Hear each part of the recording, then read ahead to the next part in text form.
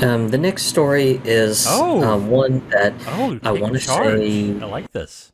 All right. um, I want to clarify before I start that this is from the Japanese product site for Persona 5 Royal, with it coming to PS5, Xbox, Switch, and all that. So, to clarify, this is the Japanese site, so nothing has been finalized for the West, so take this with a grain of salt for now. Mhm. But some people had gotten wind that the product site for Persona 5 Royal, um, coming to other platforms, had finally put up their product page in Japan, and the Japanese site had a big FAQ on just a bunch of questions that they expected to get asked about this. And one of the questions on the FAQ is, hey, so I own Persona 5 Royal on PS4.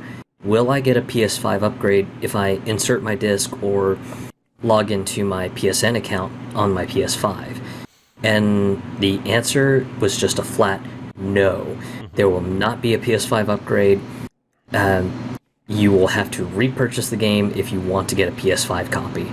And it's a bit funny because of the fact that I believe the Xbox version is getting smart delivery. So, Xbox One, you'll be able to get the Xbox One version, but if you have a Series X or Series S, then you'll get the upgrade bump for those respective consoles. And naturally, for most gamers, it was just kind of a, wow, Atlas being greedy. All right then, nothing new here. They're just hoping for the die-hard Persona schmucks to just go, oh my god, PS5 Persona, I have to have it. I don't care if I'm paying another 70 bucks, or I don't know if they're doing like a complete edition with the DLC or something.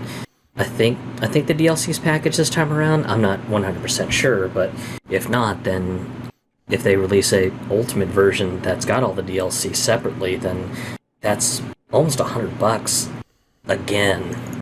So yeah, just when I saw the chatter on this, it was just really really interesting to see. Mostly because just um, some Persona fans were just the exact stereotype that most people were mocking, which was the I don't care. I want to throw down my money and show Atlas that I want this. I want more remakes on PS5. I don't care if I have to pay $70 for them. Just Ugh. I want Atlas to just start doling out the remakes and have me pay full price. And that's that's just bad. That's stupid. I mean, yes, I get being excited that they're doing it and that you want them to do more.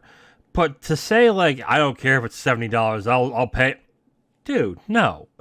Come on. First off, these games are now 4 years old, I think. I'm getting the years wrong for everything. Okay, I'm going to stop that. They're a number of years old now. So, and they've been $20, $30 on PS4 for a good while now. There's no reason why they can't be $20 or $30 for the PS5 version. If that's the price of what they're doing for all versions now, I'm like less angry at the fact that they're not upgrading, because at that point it's like, okay, I mean, if I really want it, fine, but they're not really improving that much, so I can just stick to the PS4 version. That's fine. I don't care. That's cool. So, but we don't really know what kind of upgrades there are to this game. Yeah, we don't know the upgrades to the game. It could be just a visual upgrade, and even then, as stylish as the game looks, I don't see how they could improve on the visuals too much from PS4 to PS5. Not saying that there's not more power, sure there is. With that kind of a hyper stylized game, you're worried more about optimization than you're more about actual processing power. So yeah, like on the one hand, I wish that it was an automatic upgrade. But if it's a $20 game, like I can honestly look at it and go, yeah, that's not so bad. Like I understand that you'd want the upgrade, sure, but if it's just like $20 and they're not upgrading anything, you're fine with the PS4 version. It's okay. Again, I prefer that they give you the update, but what happens if you get the update and then, oh, by the way, your save doesn't carry over? Then what? You wouldn't want the upgrade. You want to continue your game. So, yeah, I unless the game ends up being $70, that would be ridiculous. But I think it's going to be a cheaper game, and because it is going to be cheaper, I'm not too miffed on it. Like, I'll just not buy it. That's me.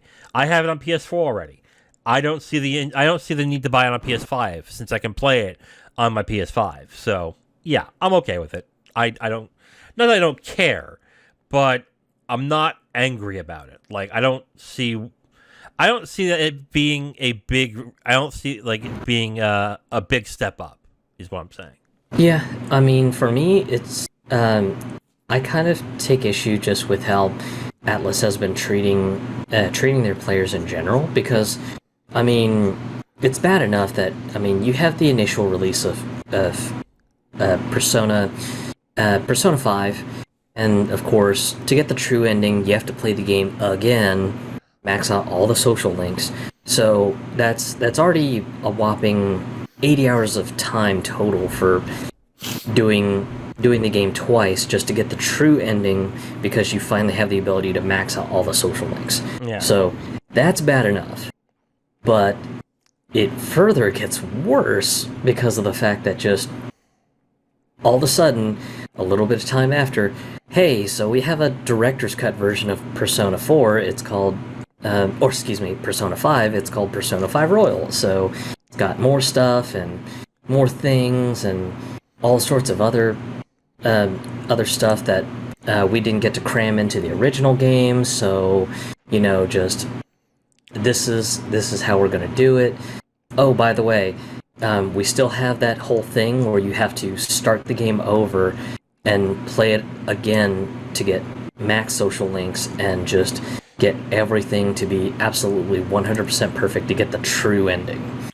And maybe it's just me being ornery about it, but just, God, the fact that you've got to play the game for a grand total of almost 80 hours again just to get the true ending on Royal, that just chaps my ass. I mean, that's one game with 80 hours, and then a director's cut version of the game with another bonus chapter and some small story beats, and you still have to fight to get the true ending with a second playthrough, putting you at a grand total of 160 hours, literally over one game and a bonus chapter.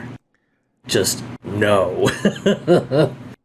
I can understand feeling that way, but let's also be fair here. I mean, you're talking about someone who's not only beaten the game, but wants to beat the game again for another ending. So that I don't think that's everybody. I think most people will play it for one ending and be done. The other thing is, if they're adding content to Royal, I don't see how the saves would cross-pollinate. I don't see how that would work. Because if you're taking your Persona 4, your Persona 5 save, and migrating to Persona 5 Royal, how can you ensure that you're going to get all the Royal content in there? Let's say you're at a point now where all the Royal content is now inaccessible. I mean, that would be pointless at that point. So I kind of understand why you won't be able to use your save from vanilla Persona 5 to use on Persona 5 Royal. So I'm kind of understanding about that. I don't know why I'm not surprised, but I'm not really that beat up about this. Like, this all depends on price. Because if the price is good, like if it's $20, like at that point I'm like, okay, sure. Like, fine. Like but I would say that if you have a PS5, you probably had a PS4, and if you're interested in Persona 5 Royal, you already have it. So I don't think that's going to be a lot of people. I think most people are probably going to look at everything and go, "Oh, well, they're not updating much, so I'll just use the PS4 version. Whatever, fine." I think that's what's it's going to end up being at this point. So, but on your point, it being a game that you have to spend gobs and gobs of hours of playing. I mean, yeah, I can understand that, but you also knew after Persona 3 and Persona 4 that they were going to do a Persona 5 Royal or a Persona 5 Director's Cut. So this should have been a surprise. Yeah, I think for me, I would like to see them kind of do what they did for Shin Megami Tensei 5, where you can still get the true ending. It just might take a little work to get it in one playthrough, but it's still doable. Instead of this whole, oh, well, you want the true ending? Play the game all over again. Okay. And even then, stuff like Royal, I could see them adding it as like a DLC chapter. And I mean, if you've beaten the game, you should have a chapter select open. And, with the chapter select, just kind of go, oh, hey, the new Royal chapter? Okay, let me poke into that one real quick and, just see what that's all about. And, just do the chapter real quick, get my story beats in, and, feel great that it was a great new piece of story. All right, that's fair. Okay, I'll give you that. That's fair criticism. They should allow you, after you beat the game, to go ahead and just hit certain chapters. Okay, I can agree with you there. Yeah, I saw, when I first read the news, I was like, that's kind of screwed up. But then, upon thinking about it, I was like, I get it, but on the other hand, they're not real. All they're doing is it's just a port, right? They're not remastering. They're just porting those games over. So I don't think they're doing anything extra special. So I think there's just like maybe a graphical touch up, and I think the games, instead of running at 30 frames a second in 4K, will now be running at a 60 frames per second frame rate. So I mean, there's a little bit of graphic prettying up, but again, just I don't think it's so drastic that just people should be rushing out of their way just to go rebuy it again. Yeah, and that's the key thing. I mean, like those of you who are like, I'll pay $70 again to get it. Come on, get real. Come on. But yeah, I guess at this point, like, you just have to make a decision whether it's worth it for you. Me, I'm looking. I look at the game, and I'm like, I don't need it on PS5. I have it on PS4. I'm fine. I don't need to buy it again. And that's it. That's just my opinion. So no, just for anyone who's crazy enough to buy it again, just I'm glad that you've got the extra income to blow. Yeah, right. God, okay, yeah, support that franchise, boy. There you go.